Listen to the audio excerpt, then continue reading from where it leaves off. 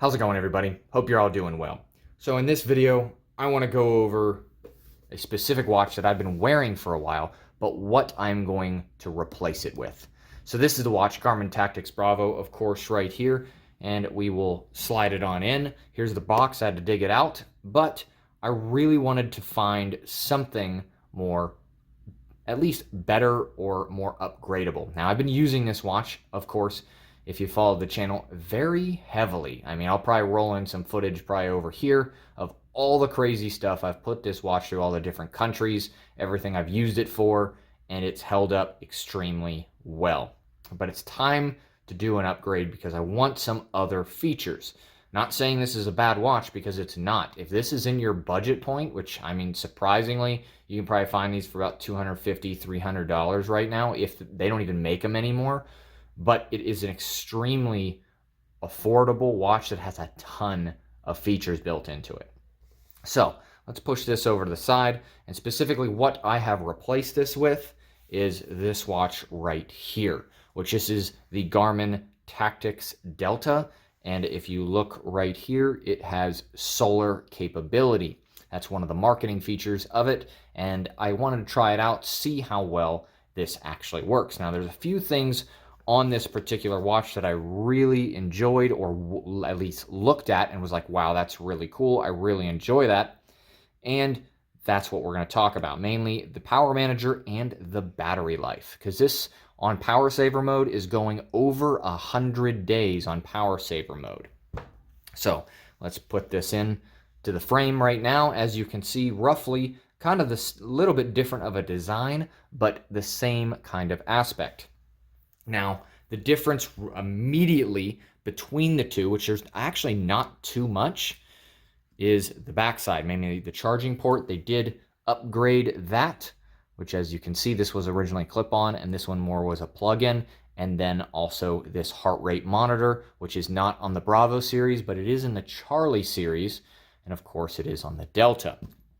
That was one of the features I really wanted, because, you know, it helps me at least find out what my body's doing and everything like that. And it definitely lets me train better to know what my heart rate is at, to hit those peaks, to hit those valleys, you know, all that kind of aspect. Now, another feature that specifically I wanted it, mainly because I am active duty military, is they recently passed, or not recently, but a little while ago, is you can't bring GPS-based devices that constantly track your locations onto certain installations, or you can't wear it on duty. So luckily, Garmin went through this and built in a specific stealth mode. So it's off now, but then all you got to do is turn it on.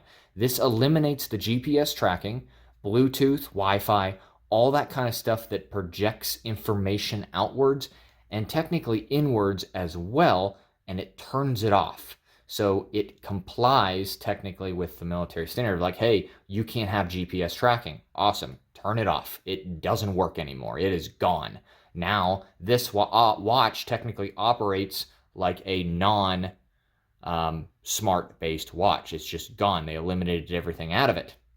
But you can easily, with your phone and stuff like that, turn it back on. Now, there's other items on here like night vision and, you know, different modes that are iffy, which I'll get into that.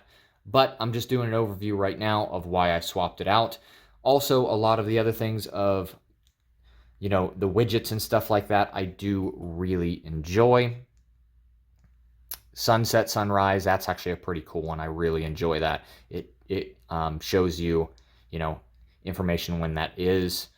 Sleep, as you can see, I have like 11 hours of sleep because I work 17 hours, like 3 days in a row, and I needed a lot of sleep. Body battery, you know, different run. I did 1.5 miles the other day. It tracked me and all kinds of other stuff. Anyways, you guys know what the watch can do and whatnot. I expect most of you to understand what a Garmin watch is. But besides the point, I've been wearing this for a few days. I'm not doing a review on it in this video. I'm just doing a why did I change to it, because we are going to push this thing through its paces again, because I definitely did with this one. And I want to see if it's comparable, which of course it probably is. But I honestly want to put it to the test. What can this watch function as? Now, it has, you know, map-based features, which is also something that is pretty cool. Let me back out of there so you don't see my location.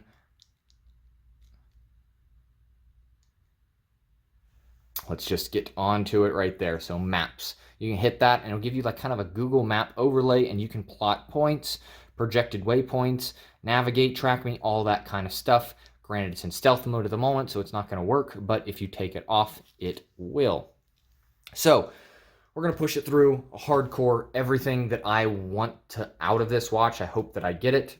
And that's kind of the overview of this video. I wanted to share that with you. Does it stack up, especially at the price point? Because this is about a $1,000 watch. At the time, this was a $450 watch, the Bravo. And this is priced at about $250 now, which is an awesome watch. If you are interested in something like this that gives you GPS capability, the Bravo is definitely a unit to think about.